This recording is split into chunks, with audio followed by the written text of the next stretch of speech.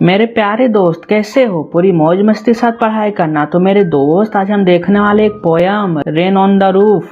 इस पोयम को कोटिस किन्नी जी लिखे हैं। मेरे दोस्त इस पोयम को मैंने 3 स्टेंजास में डिवाइड किया हूँ, एक एक करके सभी को देख लेंगे। तो मेरे अच्छे दोस्त, तो हम देखते हैं अपना फर्स्ट स्टेंजा को।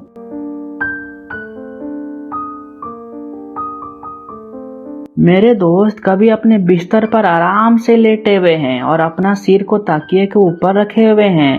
तभी उनकी झोपड़ी के ऊपर वर्षा की आवाज सुनाई देती है। कभी एक यंग एज यानी एक नौजवान है, वह अपनी माँ को याद करते हैं जो कि अब इस दुनिया में नहीं है।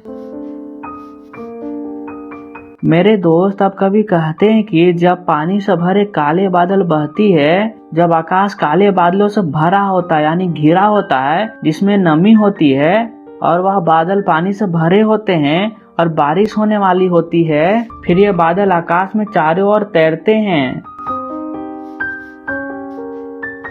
दोस्त यहाँ पर कवि बादल के बारे में बताते हैं जो कि आसमान में तैर रहे हैं और उस बादल में पानी भरा हुआ है और फिर बारिश आने वाली है।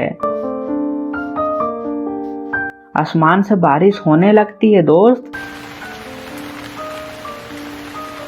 आसमान से गिरती बारिश की बूंदों की तुलना कवि आंसुओं से करते हैं। यहाँ कवि कहते हैं कि बारिश की बूंदें आंसू की तरह होती है।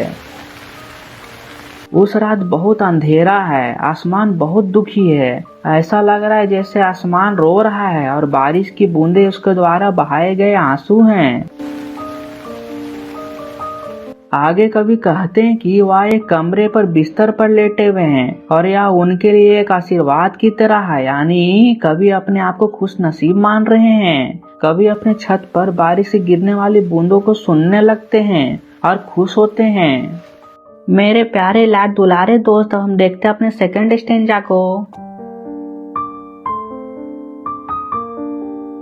जब कभी अपने घर की छत पर बारिश की बूंदों को सुनते हैं तो कभी अपनी भावनाएं यानी अपने इमोशन को एक्सप्रेस करते हैं। जब जब बारिश की हर एक बूंद उनकी छत के ऊपर गिरती है और टप टप की आवाज आती है, तब उस साउंड से, उस हर एक बूंद की आवाज से कभी दिल से खुश हो जाते हैं। आगे कभी कहते हैं कि वे जब भी अपनी छत के ऊपर गिरने वाली इन बारिश की बूंदों की आवाज को सुनते हैं तो उनके दिल में उनके सपनों की अलग अलग तरह का इमेजिनेशन करने लगते हैं।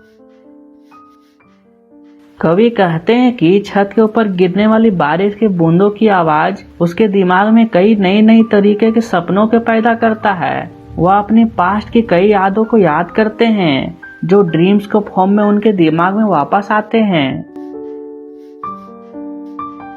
इसलिए कवि कहते हैं जब भी वे बारिश की इन बूंदों की आवाज को सुनते हैं तो उनके माइंड में कई सारी ड्रीम्स आने लगती है और पास्ट की मेमोरीज उनकी ड्रीम्स की फॉर्म में वापस याद आने लगते हैं। दोस्त, मेरे प्यारे दोस्त, अच्छे दोस्त, हम देखते हैं अपने आखिरी और थर्ड स्टेंजा को। अपने आखिरी स्टेंजा में पोएट अपनी मदर के बारे में बता रहे हैं। वो कहते हैं कि वो अपने मदर्स के बारे में ड्रीम कर रहे हैं, मतलब सपने देख रहे हैं। जैसा कि हम पिछले स्टेंजा में देखे हैं, बारिश की बूंदों की आवाज सुनकर कभी ड्रीम्स करते हैं, मतलब सपने देखने लगते हैं। अपने माँ के बारे में सपना देखते हैं। दोस्त, कवि की माँ अब जीवित नहीं है, लेकिन पास्ट में कवि की माँ उनसे बहुत ज्यादा प्यार करती थी। वो उनका अपने अच्छे बच्चे की तरह पालती थी और वह कवि को पूरा दिन सोने देती थी और उसी से जुड़े स्वीट ड्रीम उनको याद आने लगते हैं। कवि अभी भी फील कर सकते हैं कि उनकी माँ उनको देख रही है। उन्हें ऐसा इसलिए फील हो रहा है क्योंकि उनकी छत पर गिरने वाली वो बारिश की बूंद उनकी माँ से जुड़ी हुई यादें वापस ला रही है। आगे पोएट कहते हैं कि यह बारिश की आवाज उन्हें अपने पास्ट या प्रेजेंट को मिलाने में मदद करता है। जैसे कवि बताते हैं, वह उन बारिश की बूंदों से महसूस कर सकते हैं कि उनकी पास्ट मेमोरीज यानी बीते हुए यादें वापस आ चुकी है और उन्हें अपनी पास्ट की मेमोरीज में अपनी माँ की याद आती है। दोस्त, यदि वीडियो अच्छी लगा हो तो चैनल सब्सक्राइब कर लीजिए और अगल बगल जो वीडियोस को देख लीजिए। तो मिलते हैं अगले वीडियो में, तब तक के लिए जय हिंद।